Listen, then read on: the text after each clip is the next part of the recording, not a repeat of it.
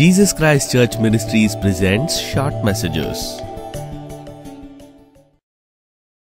పౌలు గారు కొరింథీయులకు రాసిన మొదటి పత్రిక 11వ అధ్యాయంలో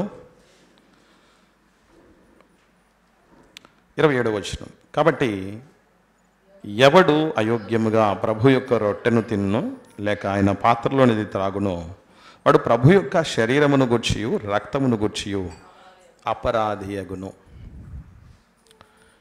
రక్తాపరాధి అవుతాడు.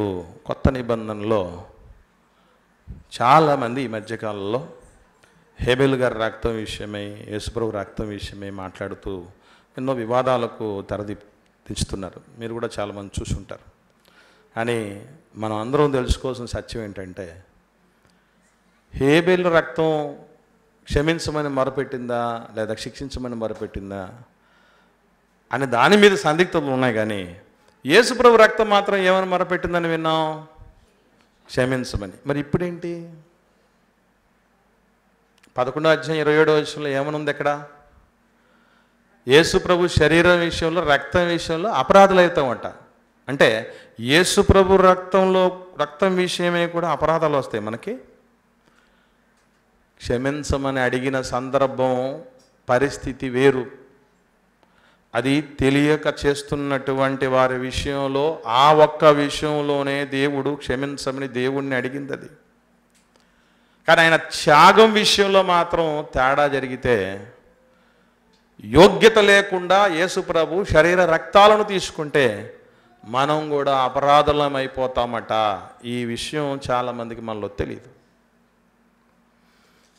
ఏమండి, రక్తాపరాధుల విషయంలో దేవుడు ఎంత సీరియస్గా ఉంటాడు అన్నటువంటి విషయాన్ని మనం జాగ్రత్తగా పరిశీలన చేయగలిగితే, ఒకనాడు యాకోబు గారి ప్రథమ గర్భఫలం రూబేన్ గారు ఉన్నారు కదా, ఆయన తమ్ముడు యోసేపు గారి విషయంలో జరిగినటువంటి తప్పు విషయంలో తన సహోదరులతో ఏం మాట్లాడుతున్నాడో ఒకసారి చూద్దాం. 42వ అధ్యాయం ఆదికాండం 22వ వచనం.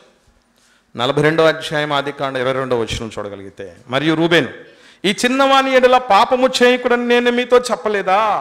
అయినను మీరు వినరైతిరి గనుక అతని రక్తాపరాధము మన మీద మోపబడుచున్నదని వారికి ఉత్తరం ఇచ్చాను. అసలు ఈ రీతిగా మనం ఇరుక్కుపోయామంటే, అందరూ వచ్చి ఇరుక్కుపోయాం. 10 మంది సేమ్. అప్పుడు 10 మందే ప్లాన్ చేశారు, ఇప్పుడు 10 మంది ఇరుక్కుపోయారు. ఎందుకురా ఇట్లా అయిపోయింది మన పరిస్థితి అంటే, అప్పుడు వాళ్ళకి అనిపించింది ఏమనంటే, ఆ రక్తాపరాధమే మనల్ని ఇక్కడ దాకా తీసుకొని వచ్చిందని. ఎప్పుడైనా ఎవరికైనా ఏవైనా ఆపదలు, కీడులు, ప్రమాదాలు సంభవిస్తున్నప్పుడు మనం కూడా ఒక్కోసారి ఏమైనా ఆలోచన చేసుకోవాలంటే, ఎవరి విషయంలో అపరాధము చేసి, ఎవరి విషయంలో రక్తాపరాధులమై ఈ దుస్థితికి వచ్చాము అని ఆలోచన చేయాలి. ఎందుకంటే దేవుడికి ఉన్న లక్షణం భక్తుడు చెప్తూ అంటున్నాడు. 9వ కీర్తన చూద్దాం. 9వ కీర్తన, కీర్తన గ్రంథం 9వ కీర్తన 12వ వచనం. కీర్తన గ్రంథం 9వ కీర్తన 12వ వచనంలో చాలా జాగ్రత్తగా చూడండి. ఆయన రక్తాపరాధమును గూర్చి విచారణ చేయనప్పుడు బాధపరచబడు వారిని జ్ఞాపకము చేసుకొనును, వారి మొరను ఆయన మరువడు.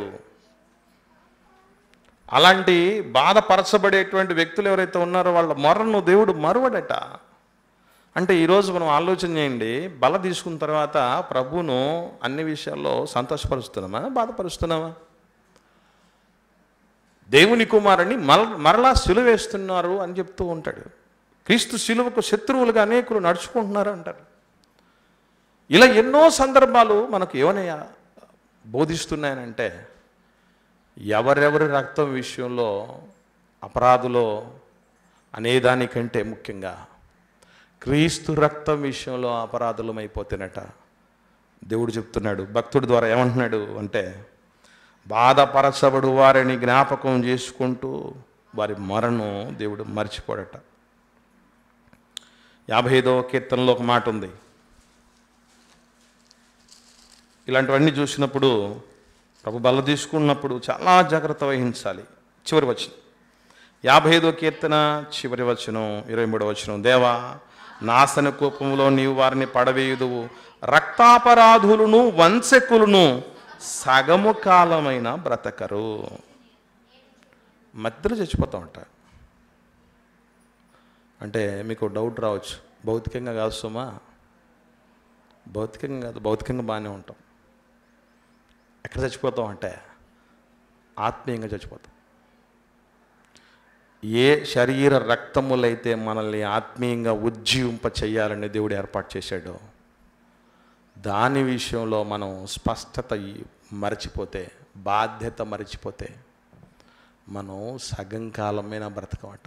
భక్తి జీవితంలో మధ్యలోనే ఆత్మీయంగా చచ్చిపోతాం. అలా చావడానికి ప్రభు బల్ల తీసుకోకూడదు ప్రియులరా. చచ్చిపోయిన ఏ విషయాల్లో మనలో ఏవైతే చచ్చిపోయాయో నిద్రామనమైనటువంటి ఆధ్యాత్మిక శక్తులు, వాటన్నిటిని మేలుకొల్పజేసుకోవటానికి, బ్రతికింపజేసుకోవటానికి, జీవింపచేసుకోవటానికి క్రీస్తును ప్రభువుగా మన హృదయాల్లో ప్రతిష్ఠించుకొని ఆయన ఆదర్శాలన్నింటినీ, ఆయన ఏదైతే మన కోసం వదిలిపెట్టిపోయాడో వాటన్నిటిని నెరవేర్చుట కొరకే ప్రభు బలలో పాలు పంపులు పొందాలి. అందుకే ఈ సువార్త వ్యాప్తి విషయంలో నా వంతుగా మీ వంతుగా ఎంతమంది మీ ప్రయాసపడుతున్నాం అనేది ఒక్కసారి ఆత్మవిమర్శ చేసుకోవాలి. కాబట్టి యేసు ప్రభు రక్తం క్షమించమని మొరపెడుతుంది, నిజమే. కానీ అదే రక్తం విషయంలో అయోగ్యంగా వ్యవహరించగలిగితే, అదే శరీరం విషయంలో అయోగ్యులుగా వ్యవహరించగలిగితే, ఏ రక్తం అయితే మనల్ని కాపాడిందో, పవిత్రపరిచిందో, పరిశుద్ధులుగా తీర్చిందో అదే రక్తం మన మీద నేరస్థాపన చేయటానికి కూడా సిద్ధంగా ఉంది. ఎలా తీసుకుంటున్నాం ప్రభు బలని? ఒకసారి మనల్ని మనమే పరీక్ష చేసుకొని విమర్శించుకొని తీర్పు పొందక ఉందుముగాక. ఆమేన్.